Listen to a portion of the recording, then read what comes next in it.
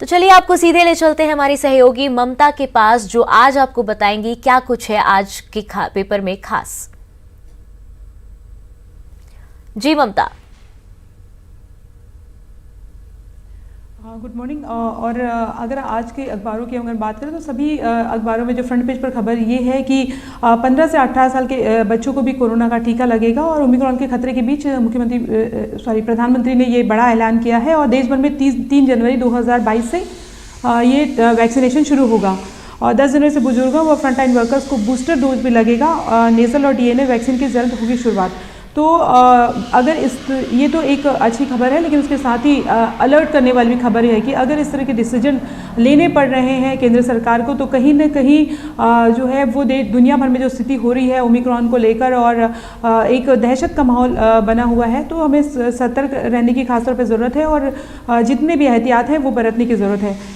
अब नवभारत से शुरुआत करते हैं। नवभारत ने भी फ्रंट पेज पर यही खबर दी है वैक्सीनेशन को लेकर, बच्चों के टीकाकरण को लेकर। लेकिन इसके साथ ही जो और एक फ्रंट पेज पर खबर आई है वो ये है कि 22 किसान संगठनों ने पार्टी बनाई है और पंजाब विधानसभा चुनाव लड़ने का ऐलान किया है। बलबीर राजे वाला होंगे सीएम का चेहरा। तो ये इस खबर पे अगर हम बात करें तो जिस तरीके से पहले ये बात आ रही थी कि क्या किसान आंदोलन के बाद में जो किसान नेता हैं जो लगातार ये कह रहे थे, मतलब जिनकी जो कह रहे थे कि जो तमाम जो है चाहे राज्य सरकार केंद्र सरकारें उनकी बातें नहीं सुनती है, तो क्या वो भी राजनीति में उतरेंगे।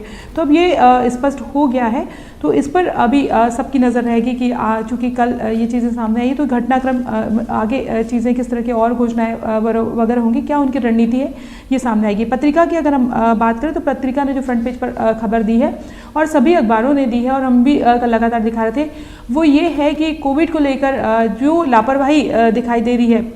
स्कूल कॉलेज खुले हुए हैं लेकिन वो तमाम दावों के बीच भी वो एहतियात नहीं बरते जा रहे हैं और यही वजह है कि रायगढ़ के नवोदय विद्यालय में 17 छात्राएं कोरोना पॉजिटिव हुई हैं और प्रदेश में कंटेनमेंट जोन की वापसी हो गई है। प्रदेश में कल फिर से 37 नए मरीज मिले हैं। अभी तक ये होता था कि 25, 27, 28 इस तरह से मरीज मिल रहे थे। 37 नए मरीज मिले हैं और विदेश से लौटे 268 यात्री जो गायब हैं वो खास तौर पे बड़ी चिंता का विषय है। इसलिए आप सभी को सभी को सतर्क रहने की ज़रूरत है, क्योंकि ये नहीं पता है कि ये लोग कहाँ हैं और आपके बीच हो सकते हैं और हो सकता है वो ओमिक्रॉन के सिम्टम के साथ हो या पॉजिटिव हो तो बड़ी दिक्कत हो सकती है, क्योंकि वो बहुत तेज़ी से फैलता है।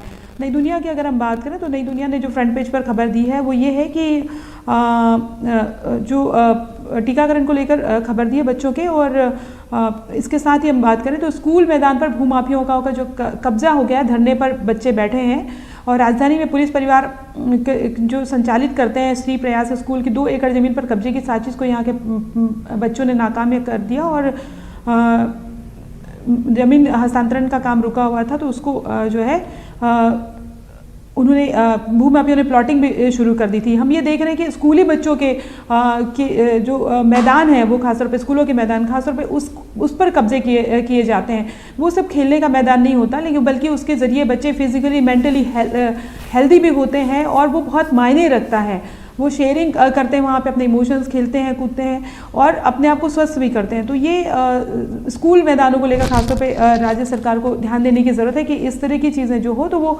सख्ती होनी चाहिए। इस तरह के एक भी एग्जाम्पल आए। हरिभूमि की अगर हम बात करें तो हरिभूमि ने जो फ्रंट पेज पर खबर दी है वो ये है कि सरकार किसानों के लिए खजाना खोज रही है और समितियों में डंडी पसीने की कमाई जो लाखों क्विंटल की रोजाना गड़बड़ी पे सरकार सख्त हुई है और कई जगह जो है प्रभारी सस्पेंड हुए। तो ये खबर है और इसके साथ ही जो कोरोना पॉजिटिव मिले हैं रायगढ़ में नवोदय के बच्चे और बूस्टर डोज लगेगा, इसको लेकर खबर है। तो दूसरी कल स्वास्थ्य मंत्री टीएस सिंहदेव ने भी यहाँ पर बैठक ली थी और बैठक में तमाम तरह की चीज़ों को लेकर एनालिसिस की थी।